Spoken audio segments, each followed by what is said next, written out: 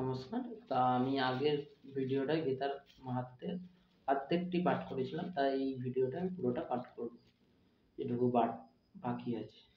যিনি প্রতিদিন গীতার মাহাত্ম্য অর্চনা করেন, তাহার শরীরে কখনো ফোঁড়া প্রভৃতি চর্মরোগ হয় না। তিনি কৃষ্ণপদে দাস্য লাভ এবং একনিষ্ঠ ভক্তি লাভ করেন। যিনি শত গীতা পাঠ করেন, তিনি প্রদত্ত ভোগ করিতে থাকিলে সর্বজীবগণের সহিত তাহার সাক্ষ্য ভাব হয়। যিনি গীতার পাঠ করেন, তিনি মুক্ত এবং সুখী হন, এবং সকল প্রকার মহাপাপ করিয়া থাকিলে পদ্মপত্রগত জল যেমন পদ্মে লাগে না, তাহাকে সেরূপ পাপ স্পর্শ করিতে পারে না। অনাচারে করিলে নিত্য ভক্ষ অভক্ষ জাত স্পর্শ অস্পর্শ জাত এবং ইন্দ্রিয় দ্বারা জ্ঞান কৃত পাপ যাহারা, তাহারা নিত্য গীতা পাঠ করিলেও বিনষ্ট হয়। সকল স্থানে ভোজনকারী এবং সর্বত্র দান গ্রহণকারী সেই ব্যক্তি নিত্য গীতা পাঠ করিলে কোনো পাপে লিপ্ত হন না। তিনি যদি অভীতি সহিত রত্নপূর্ণ পৃথিবীকে গ্রহণ করিয়া একবার শুধু গীতা পাঠ করেন, তবে তিনি স্ফুটিতের ন্যায় স্মৃতি লাভ করেন। যাহার অন্তরক সর্বদা গীতাতে অনুরক্ত থাকে, তিনি সাত্ত্বিক জপকারী, ত্রিয়বাণী এবং পণ্ডিত হন। তিনি দর্শনীয়, ধনবান যোগী, জ্ঞানবান যাজ্ঞিক, যাজক এবং সকল বেদের অর্থ বোঝেন। যেখানে গীতার পুস্তক থাকে ও নিত্য পাঠ হয়, সেখানে প্রয়োগাদি সর্বদা তীর্থ বিরাজ করে। যেখানে গীতা পাঠাদি চলিতে থাকে, সেখানে মানব দেহ এবং মৃত্যুর পরও সর্বদেবতা, ঋষি ও যোগীরা বাস করিয়া তাহাকে রক্ষা করিয়া থাকেন। যেখানে গীতা পাঠ করা হয়, নারদ, ধ্রুব প্রভৃতি ভক্তদের সহিত বালক কৃষ্ণ শ্রী গোপাল শীঘ্র সহায় হইয়া থাকেন। যে স্থানে গীতার বিষয়ে আলোচনা, পঠন ও পাঠন হয়, সে স্থানে ভগবান শ্রীকৃষ্ণ নিজ শ্রীমতী রাধার সহিত আনন্দ ক্রিয়া করিয়া থাকেন। ভগবান শ্রীকৃষ্ণ বলিয়াছেন, হে অর্জুন, গীতা আমার হৃদয় স্বরূপ, গীতা আমার সার পদার্থ, গীতা আমার শ্রেষ্ঠ জ্ঞান, গীতা আমার অব্যয় জ্ঞান, গীতা আমার উত্তম স্থান, গীতা আর পরম প্রদ, গীতা আমার পরম গুহ্য, গীতা আমার পরম গুরু, গীতার আশ্রয়ে আমি থাকি, গীতা আমার পরম গৃহ, গীতার জ্ঞান আশ্রয় করিলা আমি ত্রিলোকে পলায়ন করি। গীতা আমার পরম ব্রহ্মপণি, শ্রেষ্ঠ বিদ্যা ও বিষয়ে কোনো সন্দেহ নাই। হে অর্ধমাত্র অনিবাচ্য পদান্তিকা, হে অর্জুন, গচ্ছ গীতা নামানুসমূহ শ্রবণ করো। এই নামগুলি কীর্তনে তৎক্ষণাৎ সর্ব পাপ দূরে যায়। গীতা গঙ্গা সাবিত্রী সীতা সত্য পতিব্রতা ব্রহ্মাবলী ব্রহ্মাविद्या श्री संदा भक्ति गहिनी अर्धमात्रा चितानंद भगिनी हंति निवासिनी वेदत्रय परमानंद तत्र জ্ঞান পরমেশ্বরী। গীতার এই সকল নাম কয়টি যিনি পাঠ করিয়া একাগ্রচিত্তে জপ করেন, তিনি নিত্য জ্ঞান সিদ্ধি লাভ করেন এবং সেইভাবে অন্তে পরমপদ লাভ করিয়া থাকেন। সম্পূর্ণ গীতা পাঠ না করি পারিলে যদি ইহারা অর্ধাংশ মাত্র পাঠ করা হয়, তাহা হইলে গর্জনিত পুণ্য লাভ হয়, ইহাতে কোনো সংশয় নাই। গীতার 3 ভাগের 1 ভাগ পাঠ করিলে সেই ব্যক্তির সমাযোগের ফলাফল হয়, এবং 6 ভাগের 1 পাঠ করিলে তাহা গঙ্গাস্নানের ফল লাভ হয়। যিনি নিত্য গীতার 2 অধ্যায় পাঠ করেন, তিনি ইন্দ্রিয়লোকে গমন করিয়া এককল্পলোক নিশ্চয়ই তথা মহানন্দে বাস করিয়া থাকেন। যিনি প্রত্যহ 1 অধ্যায় করিয়া ভক্তিযোগ মনে গীতা পাঠ করেন, তিনি রুদ্রলোক যাইয়া ভগবান শিবের অনুসচর হইয়া বহুকাল তথা বাস করে। যিনি প্রতিদিন গীতা অর্ধ অধ্যায় বা 4 ভাগের 1 ভাগ পাঠ করেন, তিনি সূর্যলোক যাইয়া শত মন্বন্তর কাল তথায় অবস্থিত করেন। যিনি প্রতিদিন গীতার 10, 7, 5, 4, 3, 2, 1 বা অর্ধেক শ্লোক পাঠ করেন, তিনি চন্দ্রলোক যাইয়া অর্জিত বৎসর তথা বাস করিয়া থাকেন।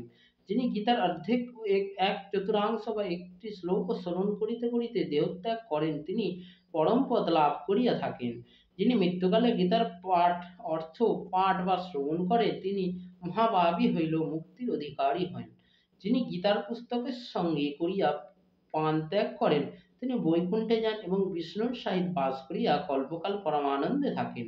একটি গীতার অধ্যায় সংযুক্ত হইয়া কেহ দেহত্যাগ করিলে আবার তিনি মনুষ্য হইয়া জন্মগ্রহণ করেন এবং পুনরায় গীতার অভ্যাস করিয়া মুক্তি লাভ করেন। গীতা গীতা এই সব উচ্চারণ করিতে যাহারা মৃত্যু হয় তাহার সদগতি লাভ হয়, মানে সদ্গতি লাভ হয়, মানে হচ্ছে তার আর পুনর্জন্ম হয় না।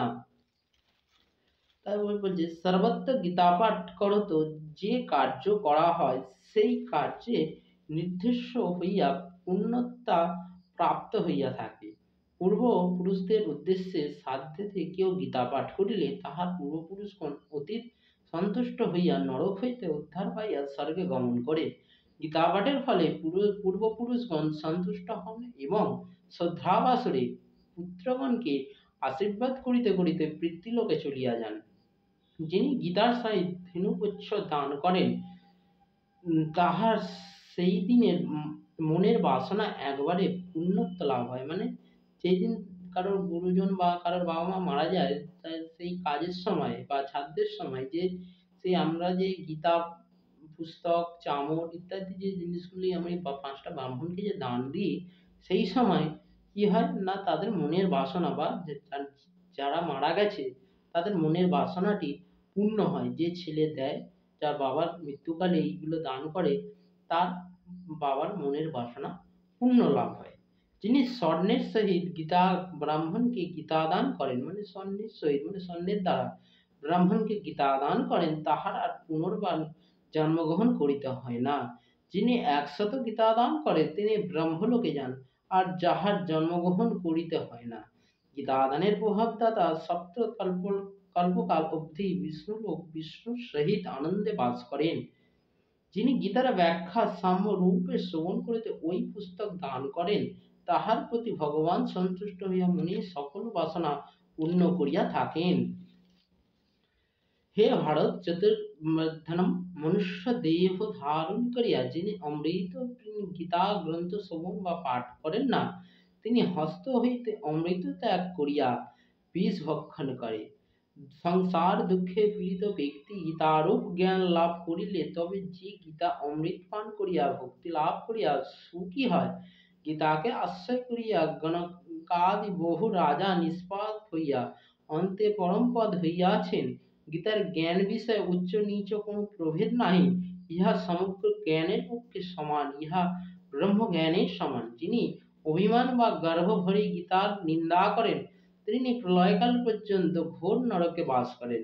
অজ্ঞানতাবশত যে মূঢ়তা গীতা না মেনে সে যে পর্যন্ত না কল্প শেষ হয় সেই পর্যন্ত কুম্ভীপাক নরকে পচিয়া মরে।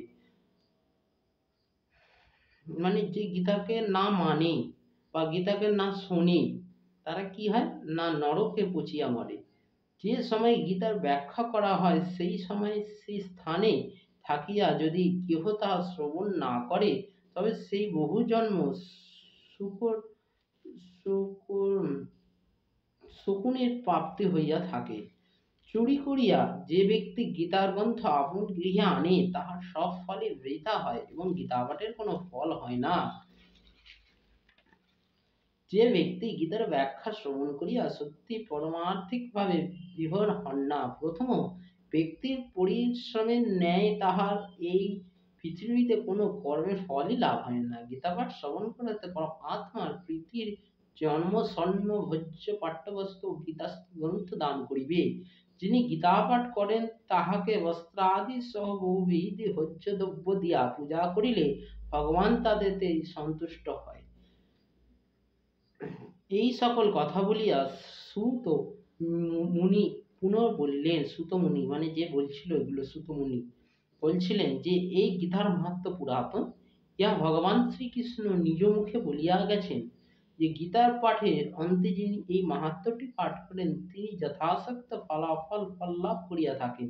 গীতার পাঠ করিয়া যিনি মাহাত্ম্য পাঠ করেন না তাহার গীতা পাঠ ফল বৃথাশ্রম মাত্রই সার হয়। যিনি গীতা পাঠ করিয়া মাহাত্ম্য পাঠ করেন এবং সাধ্যপূর্বক শ্রবণ করেন তিনি পরমান গতি লাভ করিয়া থাকেন। যিনি গীতার ব্যাখ্যা শ্রবণ করিয়া গীতার মাহাত্ম্য শ্রবণ করে তাহার পুণ্যফল ত্রিলোকে সর্বসুখের কারণ হইয়া থাকে। ইতি শ্রী বৈষ্ণবীর তন্ত্র সারত্ব গীতার মাহাত্ম্য সমাপ্ত। তা এখানে গীতার মাহাত্ম্যটি সমাপ্ত হলো। তা আপনারা গীতার মাহাত্ম্যটি শুনবেন।